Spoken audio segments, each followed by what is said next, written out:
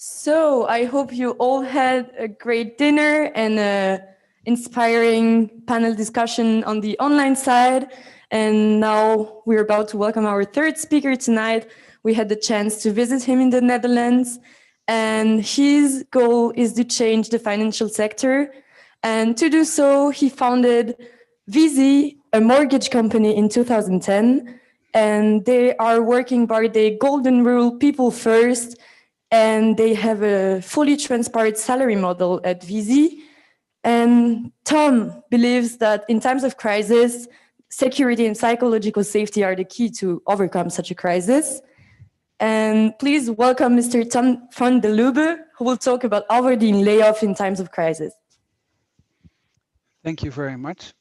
So I just start the presentation. I mean, I see you on the screen, sitting you there. So first I have to apologize, although I'm sitting in Zurich at the moment where I live, that I can't attend the conference in St. Gallen. And the reason is that when I was 20, which is 30 years ago, I had cancer. I had 20% chance of surviving it, but I'm missing a part of my lungs. So in times of COVID, it's not a very wise idea to be in, let's say, restaurants or etc. etc. So I am more or less, since the beginning of the COVID crisis, I am at home or in my home office. My wife goes to the supermarket. I still am outside. That's possible, riding the bicycle, etc. But that's it. So that's why I'm here, and otherwise I would be there because I'm just only 1 hour or an hour and a half away from you. But to start with the presentation, I made a presentation about avoiding layoffs in times of crisis. I will also come back to how we have organized our company, but let's say the COVID crisis is let's say on the one hand a very sad example, on the other hand it's a very brilliant example, because in times of crisis you really see where it is all about. So things become more clear. So I wrote an article at the beginning of the COVID crisis because I expected in times of crisis that people, especially in this shareholder value driven era, would react by layoffs or let's say putting people or laying people off, and that's something I wanted to avoid.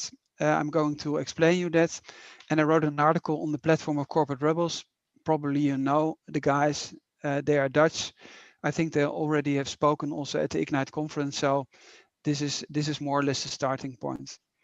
What I'm going to tell you first about Viisi, who we are, how our stakeholder model is built. People first is the starting point. The golden rule, something about radical transparency, and then something about primus inter pares, which people think is a huge innovation, but I'm a historian, so I will explain that it's not extremely innovative. And then I want to zoom in a little bit, because of these times of crisis, how we should put our people first and why we should avoid layoffs and why it makes sense to avoid laying off people. And then I will tell you also something about being human, worst case scenarios, scenario planning, and also a little bit about leadership, although I think leadership should be, let's say, part of the DNA, and it should not be about strong leaders. Okay, very short introduction. We do mortgage advice. 10 years are we? 10 years ago we were founded. We are 44 people, perhaps 46 now, probably 50 at the end of the year. We a little bit comparable with what is Money Park in Switzerland for the Swiss people. We have done in total 7,500 mortgages, 2.5 billion mortgage volume. We're actually doing more or less 1 billion this year, so it's gradually growing. But we do have, let's say, a normal average mortgage volume in the Netherlands of 330,000, which is, let's say, the normal amount of money. It's not comparable with Switzerland because Switzerland is much more expensive. So, but you have a kind of idea where the company is about. But that's not the story today. If people know our company, or if you Google us, you don't find that much about mortgages, but you find a lot of articles on becoming, let's say, a great place to work, or second time in a row in the Netherlands #1 in the category of small companies, #4 in Europe in the category of small companies, and we've got a lot of awards, but it's mainly about let's say the working environment. It's not about, let's say, mortgage advice. So you see about talent awards or growth or even the circular design awards about our office. So this kind of stuff. Um, Starting point, and that is something which also in times of crisis became very interesting. We always started with putting our people first. So not our shareholders first or not our clients first, always putting people first. And let's say the starting point, if you start with why, it's the purpose. So I don't want to dive that deep into, let's say, Daniel Pink and it's about purpose, autonomy and mastery. But the purpose is the boss, so to say, of the company. That's where it's about. And then the hierarchy of stakeholders is always our own people first. So just to take a very practical example, there are always clients who say, I would prefer to get my advice on a Saturday or in the evening at 10 o'clock. And then we say, no, we just don't do it. If you can go into the gym or going to the dentist to a normal time, you can also come and get an advice to a normal time, because our people also have families and also have social lives. So we are perhaps 9 to 5 doesn't sound that sexy, but we are just trying to put our people always first, and we want to stay together as a team. We don't want to lose people. So this is always the core of the whole business model. And then the clients come, uh, and then sometimes we get the question, how are you doing then on this dimension? And the interesting thing is that we have the highest mark on Trustpilot, 4.9 out of 5, even much better than our competitors. So by putting people first, the clients are also served much better, and shareholders come last. Okay, golden rule, I already mentioned in the panel discussion, we only have one rule. So it's always about reduce to the max and keeping things very, very simple.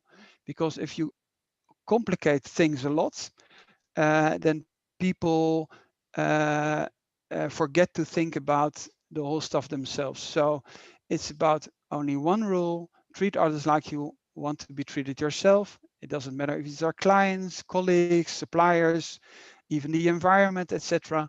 The rest is common sense. And if you have a question, just ask your colleagues or ask the people or ask your client or ask your supplier.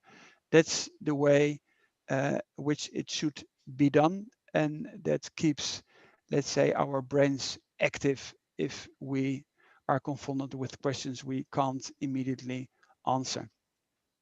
I added a sheet just to show you that, for instance, sometimes you have also questions about how do you scale up this in huge companies. I find it very interesting to take this golden rule, especially in a multinational or huge companies, because this golden rule you can find anywhere.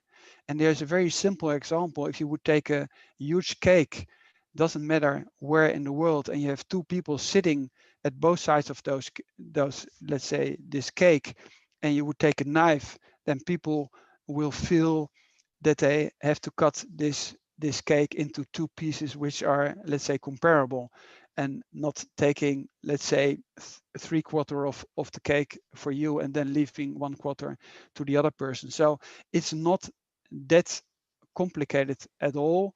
So we want to keep things very simple. Then about radical transparency in the panel discussion, uh, uh, one of those answers was radical transparency is extremely important. And as my background, I'm a historian. I studied history and politics and law and this kind of stuff. And if you talk about states, we find it also very normal that in democracies, also everything is transparent. So we want to know what is going on, and we feel the right to know what's going on. And then in companies, it should be different. That would be very strange in a way. So everything should be open. It makes it very simple. You create trust by that, and it makes it enormously efficient because everybody can search for the information people want to have to, let's say, for their own decision making. So everything is open, financial stuff doesn't matter, but also everybody can walk into any meeting we have. And that's comparable with, let's say, parliament, that as a citizen, you can also enter parliament and just, let's say, seeing what kind of discussions are there, or you can watch this online nowadays.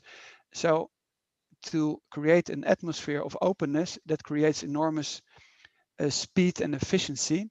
And if you would Google, for instance, radical transparency, where it comes from is that they wrote down what was discussed in Parliament in the UK. I don't know exactly if it's 250 years or 300 years ago, but that's where it comes from.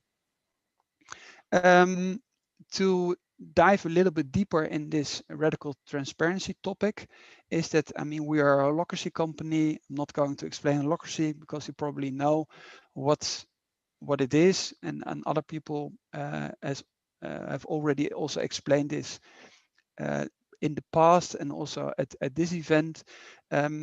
What is interesting is if you Google us, let's say Viisi, and you Google Glassrock, it's open. So everybody who is on the internet can Google this and dive into these circles and see exactly what role, which is a part of a function, uh, what kind of accountabilities those roles have, who is in those roles, always two people at least who have this role.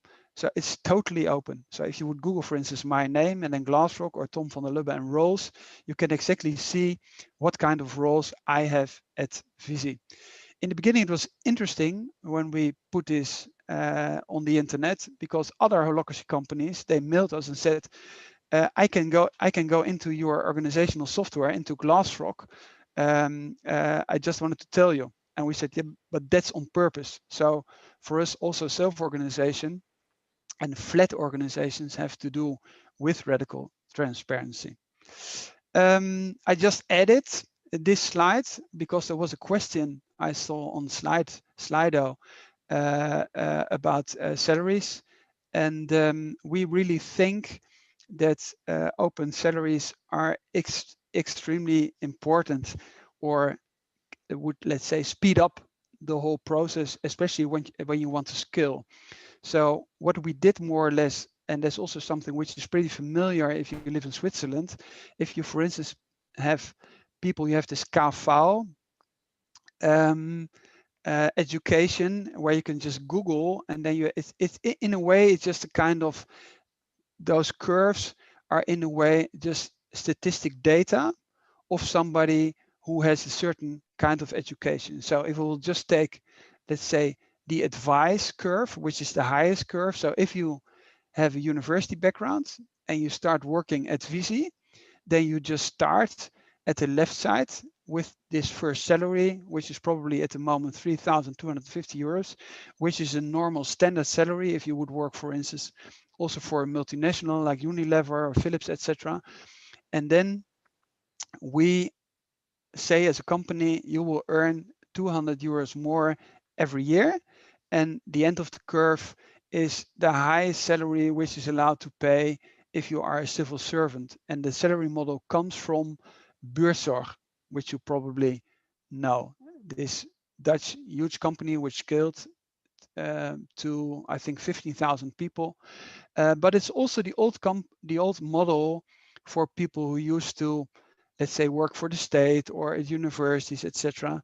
But the last 30 years, by let's say this kind of shareholder value driven economy and this idea of the carrot and stick logic has changed into a kind of bonus culture, although we know from research that bonuses are even counterproductive. So we said we have to go back, or if you go to the Middle Ages and the guilds, it's also more or less the same. So what did we do? We really split performance and salaries. So you have salaries on the one hand, and everybody knows you will start and you will get every year will get this salary increase. And in the end, we pay for loyalty. And the whole performance issues are solved horizontally in the teams on a daily basis.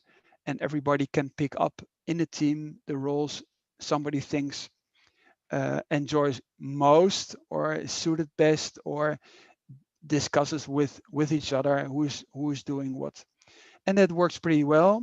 But society in general works like that. So you're not going to pay each other in families or with friends, or if you spend your time at a football club, etc. So let's say companies are in a lot of cases the extreme where we think that the carrot stick model is a very productive approach, although it's not. So I'm always amazed that although you have this enormous amount of research which shows that it's counterproductive, a lot of companies still haven't abolished the old salary models.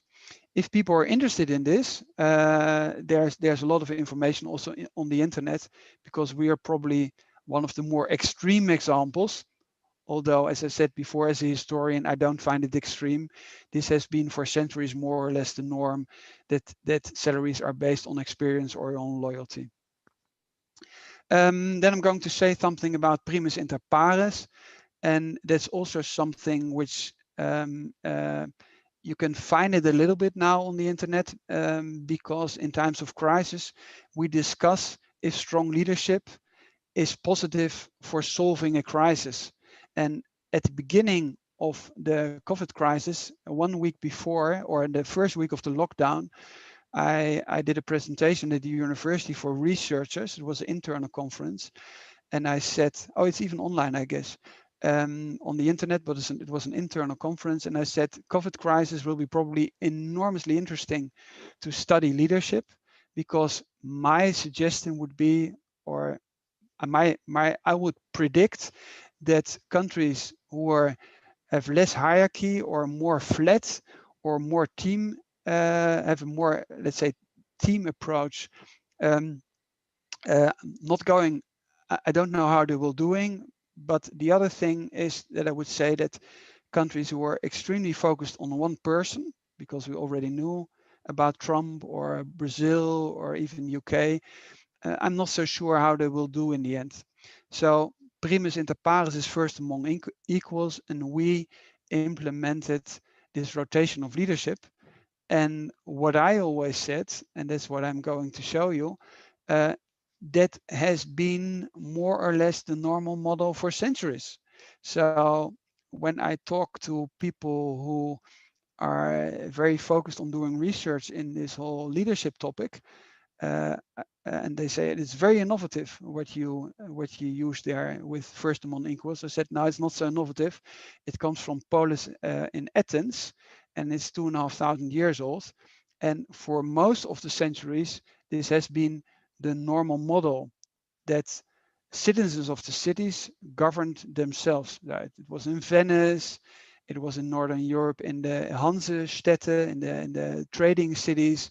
This is, for instance, Hamburg, where the citizens of the city govern themselves.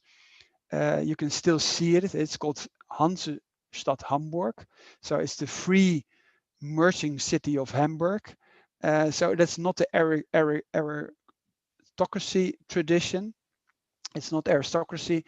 These are the merchants of the cities. They governing the cities, and they have the rotation principles. And one of the best examples, which you know much better, is the Swiss system. So what I find always very interesting when I explain, especially in an Anglo-Saxon context or in a US context, I always say that probably the countries which are best governed, you don't know who is the president. So sometimes I ask, do you know anybody who is a president of a Scandinavian country?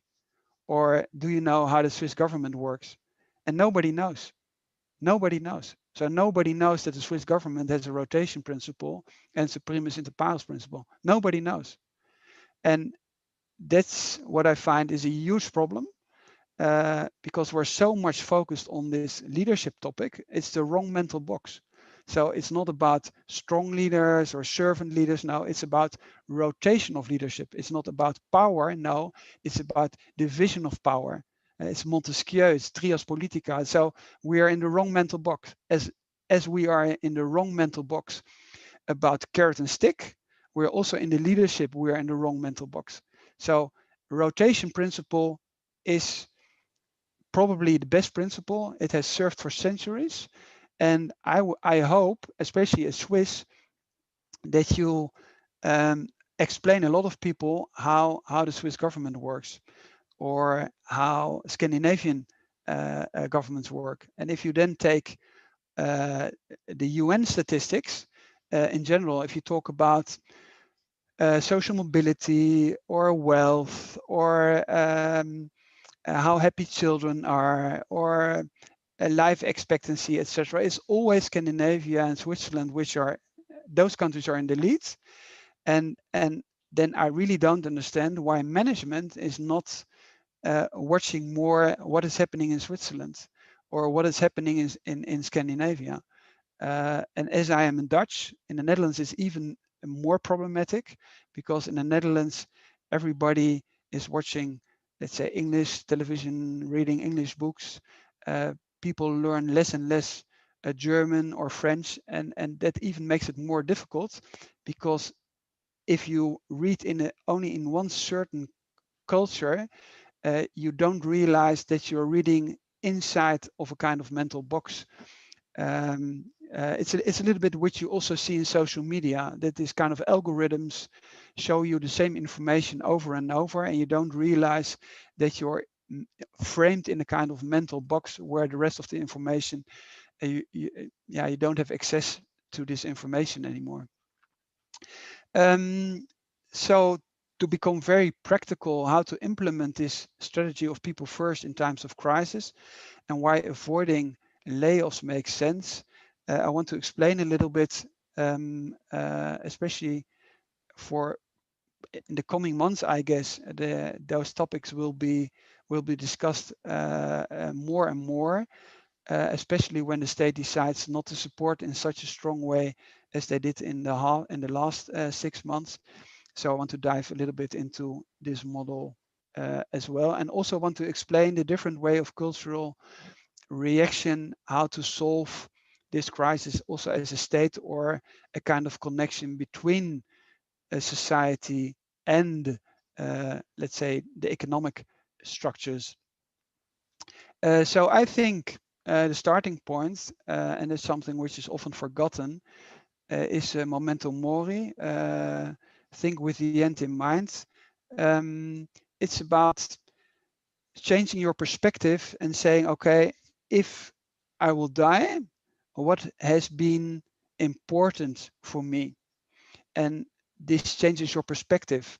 And as a historian, I want to just show you also that this whole idea of dealing with death and that we are not living an eternal life has disappeared. So in the past, if you watch, for instance, paintings in museums, you often see a skull or flowers at vanitas. You see that the flowers disappear, and they want to show you that you should think about your own life and your, you can say, responsibility. It's memento mori is the other side of the coin of carpe diem. So it's not about happy life all the time and celebrating a lot of parties. No, it's about real substantial purpose, to put it that way. Purpose is the fashionable word at the moment, but it's the real raison d'être or reason for being. Why am I there? What I'm going to do with my life? And by focusing on how much time do I left, you get a kind of need for urgency to deal with that a little bit more profoundly. So if you are in a museum next time you see a skull, then perhaps you see that in our modern time, that's not the case anymore. So if I would put a skull on my table in an office, everybody would say this guy is crazy. But if you would go back to the Middle Ages, then everybody would say, okay, that's very normal. And our way of linear thinking and being eternal, or wanna live forever, or want to stay forever young, that's something which people with another cultural background or another period in time in history would find very, very strange. So the way we are thinking now is you have to realize that it's very much dominated by your surrounding and the culture and the time you live in. I already explained in the beginning why I'm sitting online, so I'm not going to to uh, to tell you this again. The only thing I wanted to say is that what you often see is that a lot of companies or a lot of founders or people who are discussing this whole way of purpose, if you dive deeper, they often have a kind of experience in their lives. So that can be sickness, or they lost parents, or they had to flee the country, or they were not treated well by their friends when they are young, etc. So there often is a kind of biographical element in why people are, let's say, purpose oriented. And perhaps also the other way around, if people don't care at all, that they haven't dealt with that before. And that's why I always would ask people to talk to people who are really old, because they are the people who give honest answers, to give you this kind of mirror experience. That's what I already told, that if you have to put people in times of crisis, it also becomes more clear. So everybody understands that in the end, we don't like people to be egoistic. We like people to help each other. That helping each other is something positive. Not helping each other is something negative. So why do we find shareholder value driven companies where people are egoistic? Why do we find this normal? It's not normal. So in a human context, not taking care of others or only taking care about your own interest is not normal. That's the historical non-normal situation. So from a historical point of view, it's not possible to survive with a kind of system which is not balanced. So if a system is out of balance, it can take much longer than you expect, but it will not be able to survive. It's not possible. That it's for nature, it's for countries, it's for companies. It just doesn't work. There has to be a balance. And if you then dive into science, you can already talked about the golden rule. You can talk about security, the Maslow pyramid, or you can talk about psychological safety. It's always this kind of deeper fundamentals which are decisive. So if you really want to be productive, but that shouldn't be the starting point. The starting point should be you want to be human, and then the outcome is that you are more productive. Google starts to know, they want to know what are the most productive teams. I would say I would start at the other side. So if you would start do no harm, which was at the starting point of Google, be human, that should be the starting point. And then you will find out that if you treat your people well and you have a safe environment, then you have a productive outcome. But that's also the way of framing things, that we always frame about efficiency. It's not about efficiency. Efficiency is something which is the conclusion or comes out as a kind of byproduct or outcome, but it's not the goal or the starting point or the raison d'etre or the reason for being. Little bit of scenario planning. If you want to keep your people on board, it's very important that you have radical transparency, because you want to know how much money do I have? How will I survive with, let's say, a certain amount of revenue, which we don't have? And then you go for the most negative scenario, and that's something which is discussed with everybody. So everybody can focus then afterwards on being productive.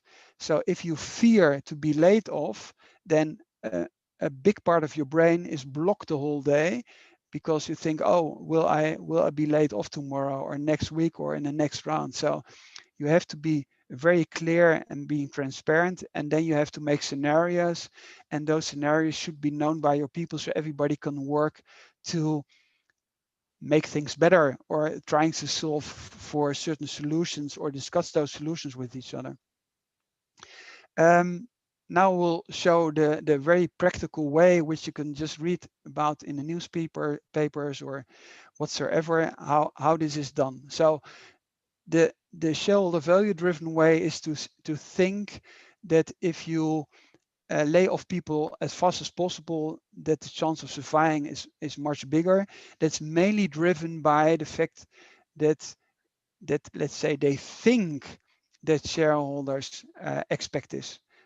There's a lot of research done on that, that the opposite is the case. So people are show solidarity with the people, have a higher chance of surviving crisis, and it's better even for a shareholder value. So if people want to dive into this, I also posted on my LinkedIn profile an article last week of the Harvard Business Review, for instance, that research is done on that. But also last year you had Bob Chapman. So there are a lot of examples which just show you that solidarity is the fundament of let's say surviving in a crisis. Then you have the European way and you have the collective approach, and I want to like a little bit dive into that. The American way I just explained, the hire and fire and the Excel and the last in the first out. Then the European way is much more the multi-stakeholder driven way. It's often seen as a temporary measure. The role of the states is very strong, and you want to have a collective approach, and you don't want to lose your productivity. So the classical example is the concept of Kurzarbeit, the shortening of the amount of hours, but you keep everybody on board, and the state subsidizes this whole model. So you also try as a society, you try to avoid layoffs. You keep anybody on board, and then you make a kind of Excel sheet and say it doesn't make sense to lay off, and then on the other hand, paying those people because they're on the dole, you have to pay them unemployment benefits. No, it's better to keep people in the companies. The interesting thing is that if you look at the bottom of the page, that even IMF, that's why I put a link on it, explaining in an international or American context how this works. Because the interesting thing of COVID crisis is that you have the same kind of crisis all over in the different environments, and then you can just see how countries react on that, and this model of Kurzarbeit, which especially comes from, let's say, the German-speaking part of Europe, but you also see it in Scandinavia, worked pretty well. So for those interested and not familiar with the topic, yeah, I would really recommend to dive into this, and for instance, take these IMF articles, but it was also written, I think, in the New York Times about these schemes, which are very normal. Yeah, that's what I just explained. My presentation is also on SlideShare, so you can Google it. And then this is what they measured, that there are differences between the different countries. And then you see, for instance, the first column is Germany, where they are, let's say, reacting in a more collective approach. Now I want to dive into this more holacracy kind of approach, or a more collective team approach, which is a little bit more advanced. So you don't say, okay, we have to lay off 20% and then everybody works 20% less. No, you dive into this a little bit more in detail, and you delegate or distribute this into your whole organization. So in this article, I took this example because it was written for, let's say, shareholder value driven companies. So I took an American example. I also could have taken, for instance, Bob Chapman from the past as he did this. But I took an actual example of the CEO of Gravity Payments, an American company, Dan Price, and I put the article of Inc.com, and he did more or less the same. So he just asked those people, okay, this is our situation, this is our liquidity, what shall we do? And then people started to discuss, and then you have this kind of collective intelligence, and then people are just searching for their own solutions. So here I even took also, if people want to dive into this deeper, the book of Bob Chapman and Rai Sisodia, Everybody Matters, where you have this kind of case study, or this approach is exactly the same.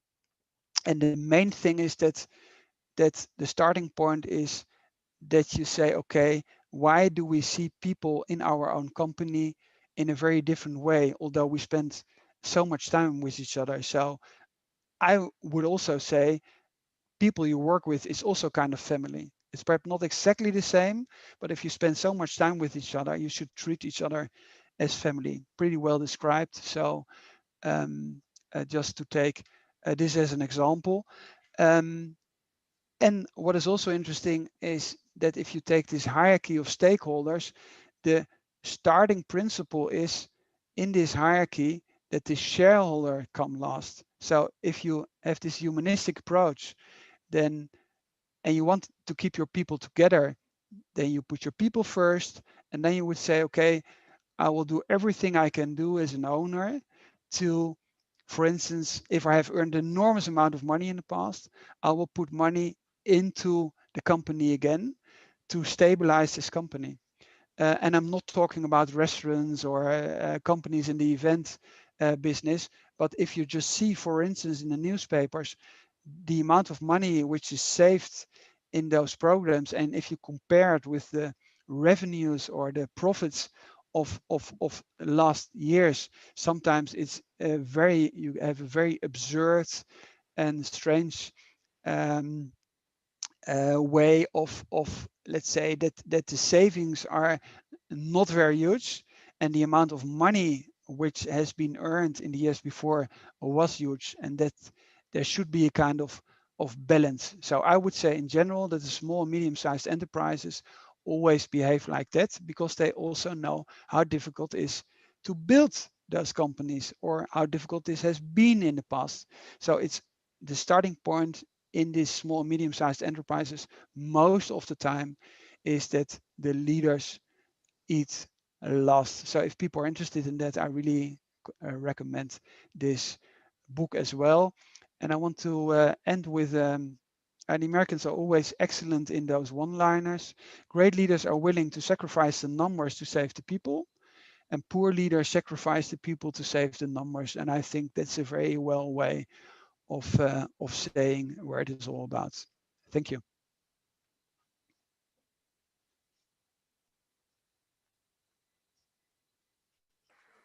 Thank you very much, Tom. It was very interesting. We sadly don't have much time for the Q&A session. We have about 5 minutes, but if there are questions in the room or on the chat, please let us know. In the chat? Not? Okay. Oh, there is one. I'm coming.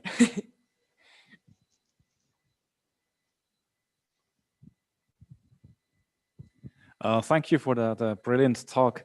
My question is, how far are you seen as a very strange company from outside, because this is not how the normal businesses do in your area?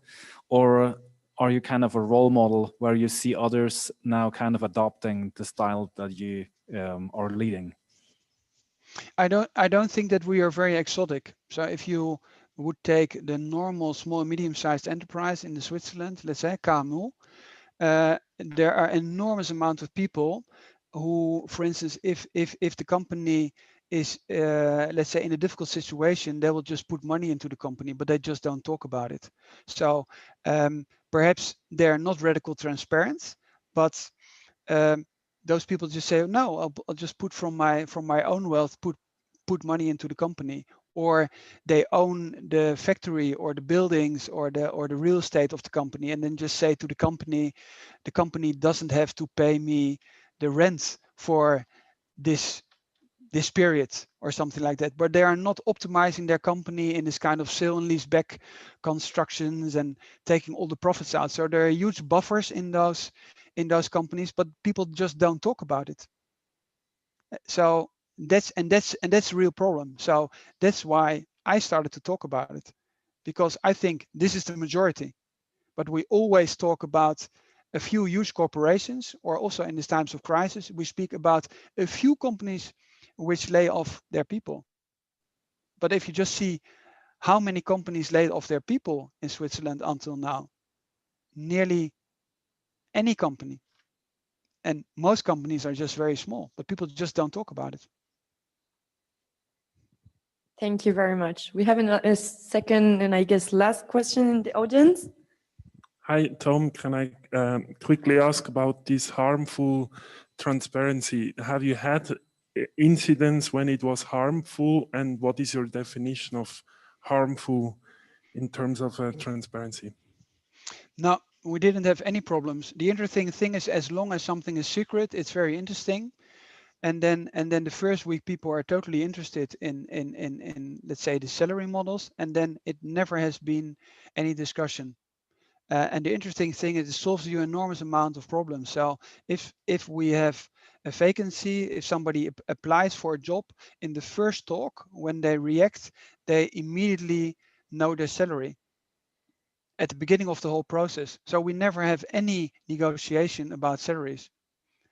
But the only thing is that probably we only attract those people. So if somebody says, I'm the most brilliant guy on the planet, I can do it on my own, those persons, they won't apply probably for a job at our company. And there's only one title. We're all called visionaires, so you don't get a new business card or a new function, etc. We all have roles, so that attracts perhaps a certain amount of people, very much focused on teams. But this whole transparency, nobody cares. Also, the fact that you can walk into any meeting at the moment that's possible is not interesting anymore. If you are not allowed to do something, then it's interesting. Thank you very much. We have actually one last question from our Zoom audience, and I will read it to you. Open access to information, transparency, is not equal to informed people. How do you ensure informed decision-making? Informed decision making, that's just done on a horizontal basis in the teams. So we don't have to inform about that. So there's a hierarchy of different levels, because hierarchy is just the way you build structures. Like in state, it's let's say it's much more comparable, but decision making in a governmental state structure, which also I would really stress to watch the Swiss model of, for instance, the different taxes on the city level, on the cantonal level, and on the national level, and that's all transparent. So if you talk about how did they decide to build a parking space in Zurich at the Opera, that's all transparent. It costs 70 million Swiss francs. Everybody knew, everybody could see what it was, and then the city or the people in the city were able to vote about it, and they said yes, build this parking space. That was it. And that's the way in the company it works exactly the same. So if I explain it in Switzerland, everybody says, yeah, that's exactly the way Switzerland also functions. Thank you very much, Tom, for all this.